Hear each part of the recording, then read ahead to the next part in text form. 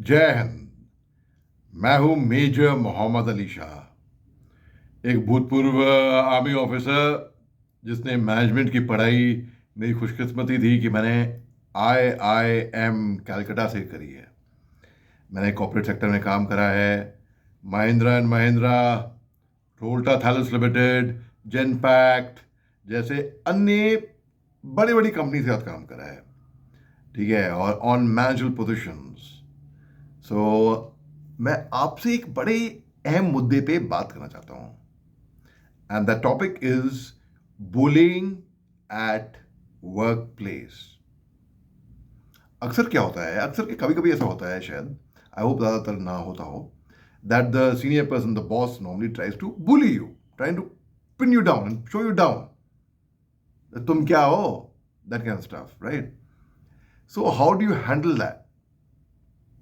देखिए, पहली बात तो जब शुरुआत ही करते हैं एक जॉब से, तो सैलरी के बारे में पहले से ही तय हो जाना चाहिए कि if we have agreed upon X figure, X amount of salary, that would be there. ये प्रिंसिपल में मैं तुम्हें ये बोल रहा हूं, कागज साइन कर लो, बाद में हम बढ़ा देंगे, ये सब झूठ होता है। And people who say this are very unethical. They are liars of the highest order. So don't fall for that. For example, if you don't want a job, you are freelancing, for example. कोई आपको बोले भाई I need somebody to fill that vacancy and you are right suited for that. Please help me out. And you say no, but I don't want to do that job. Okay, अगर मैं करूँगा तो भाई मैं पैसे तो इतने मांगूंगा, तनख्वाह मैं इतनी लूँगा। बट द पर्सन सेज नहीं, प्लीज़ थोड़ी, हमें छोटी कंपनी है, as a small company, please थोड़ा। फर्ज करिए, एग्जाम्पल के तौर पे मैं आपको कह रहा हूँ कि अगर आपको कोई एग्जाम्पल देता है 40,000 रुपये का, ठीक है, की तनख्वाह, एंड यू से नहीं, मेरी पहले ही फिगर, पहली सैलरी थी मेरी 10 साल पहले थी 2.5 लाख रुपये। So at least I want a 6 figure salary, 6 figure, and when you say it, you say 6 figure to come in bank. Bank में 6 फिगर मतलब कट कटा के, यानी कि income tax deductions, EPF deductions, उसके बाद जो बैंक में आनी चाहिए वो 6 फिगर की होनी चाहिए। And the other person agrees. जब आप साइन करते हैं ऑफर लेटर पे, आप देखते हैं वो नहीं, मैच नहीं हो रहा, but you think in principle you have trust, उन्होंने कहा था, and you are being gracious, you are only being gracious by something called as grace, right? So by accepting it and by thanking, मगर अगर आपने sign कर दिया तो भैया वो पत्थर पे लकीर होती है। बाद में वो लोग भी जिन्होंने आपको गारंटी दी है ना, वो आपको ठिंगा दिखा देंगे। ठीक है, वो कह देंगे it's you had sign, so it's your problem. Fact is legally you had sign. Sign क्या होता है? वो मुकर जाएंगे, वो मुकर जाएंगे, उन्होंने क्या आपको आश्वासन दिया था। That's so be very very careful on the legal documents that you sign firstly. Now you've joined the workplace, and they are someone trying to bully you and pin you down purposely. Like for example मैं देता हूँ school का। School की spelling क्या होती है? SCHOOL, and boss is always right, they say, right? Boss is always, there are 2 rules. The boss is always right. If ever in doubt, refer to rule number 1. ऐसा कहा जाता है, ठीक है? Anyway, so many times the boss will try to bully you sometimes. I hope that doesn't happen. I have been fortunate that the bosses I have served under, be it in big companies, be it in the army, be it with Genpact, with Mahindra and Mahindra, be it with Rolta Thales Limited, or be it in a corporate environment where I have gone to deliver talks to CEOs, MDs of companies, the senior lot, the top brass. They've been very nice and with a human touch. Very rarely ऐसे आपको लीचड़, the word is लीचड़, third rate, बहुत rarely आपको ऐसे कोई मिलेंगे जो बिल्कुल बहुत ही लीचड़ हो, बिल्कुल लो ग्रेडेड, मतलब लो मोरल्स, लो प्रिंसिपल, अनएथिकल, ऐसे बहुत कम मिलेंगे। लेकिन अनुमान तौर, आई होप आप लोगों को ना मिले ऐसे, आज को अच्छे बॉक्स बॉसेस मिले। तो फर्ज करिए, अगर मैं आपको एग्जांपल दूं कि कोई अगर छुट्टी मांगता है, ये बोलता है कि मेरे को छुट्टी चाहिए साहब, मेरे घर में किसी की तबीयत खराब है, एंड serious है कोई, and your discretion, and you want to give the leave or not. And see, leave is a personal right, and I think what I believe, my personal believe, I that's how I perceive it as, कोई अगर छुट्टी मांगे always give. भाई जब मैं फौज में था कोई 4 दिन छुट्टी मांगता तो मैं कहा नहीं, 8 दिन जाएगा। सुबह को गर्म पानी नहाने के लिए, गर्म खाना। So basically looking after the welfare. हम अगर टीम को साथ लेके चलेंगे, उनका मोराल बढ़ाएंगे, वही टीम आपके लिए काम करेगी भैया, वही टीम आपके लिए काम करेगी। आप अगर टीम को you treat them like, I really don't want to use a word, but if you treat them like, you know what, then you think that team will respect you. Just because you have the power, you are in a position of power, you have the authority. Do you think that team will respect you? No. The team will look down upon you. And आपके पीठ के पीछे जो बुराइयां करेंगे आपकी खुद की टीम, तो आप समझ सकते हैं। So now if someone says I want to go only, for example, okay, एक एग्जाम्पल के तौर पे ले लेते हैं, no reference, but just an very generic thing, okay?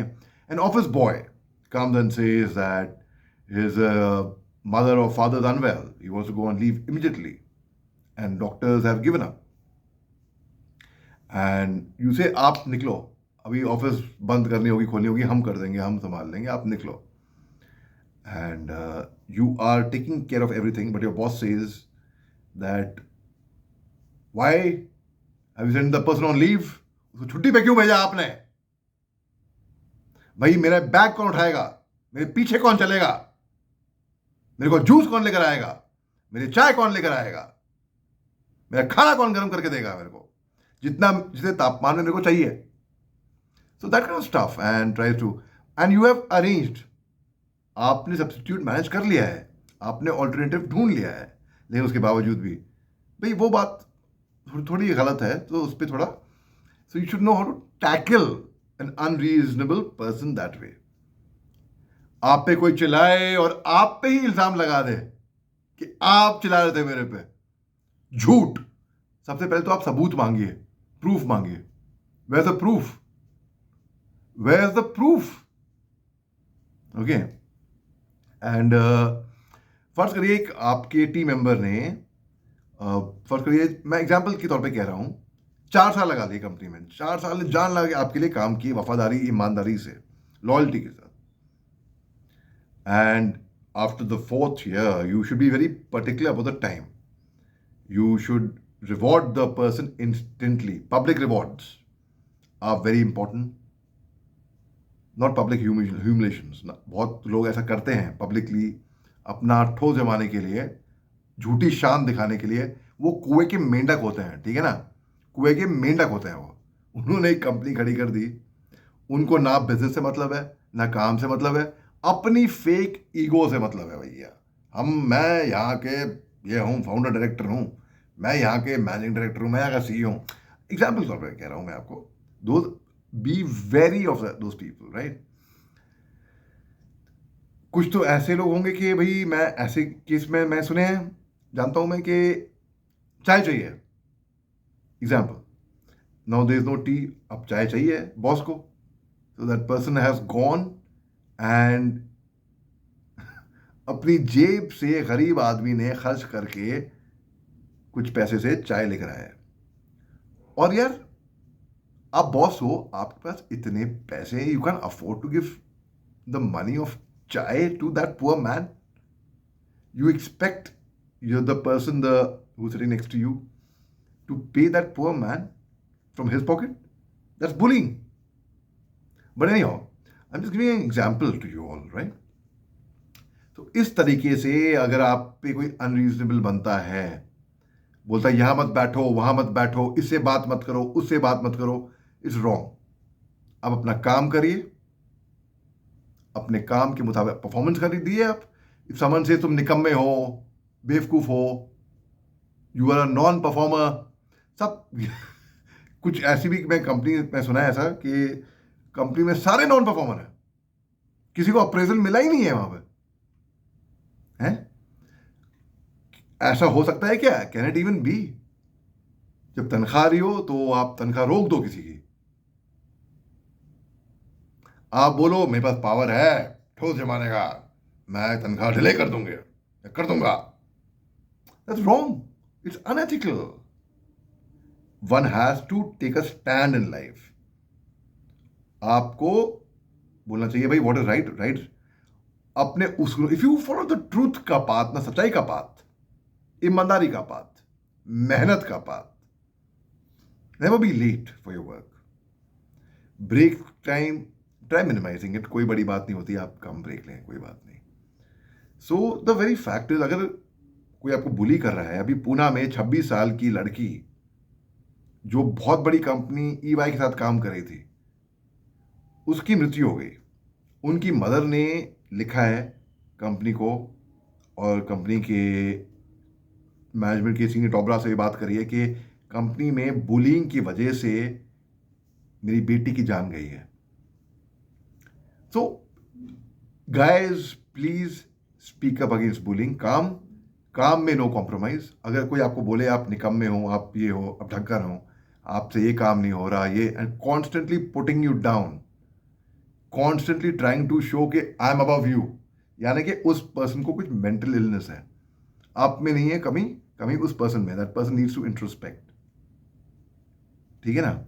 So anyway, so my objective of telling you was not to get bullied by anyone anywhere in life. हंसते रहो, मस्त रहो, खुश रहो, and you should feel happy, and you should all value your jobs. कि आज की तारीख में आपके पास फिर भी काम है, आपके पास जॉब तो है.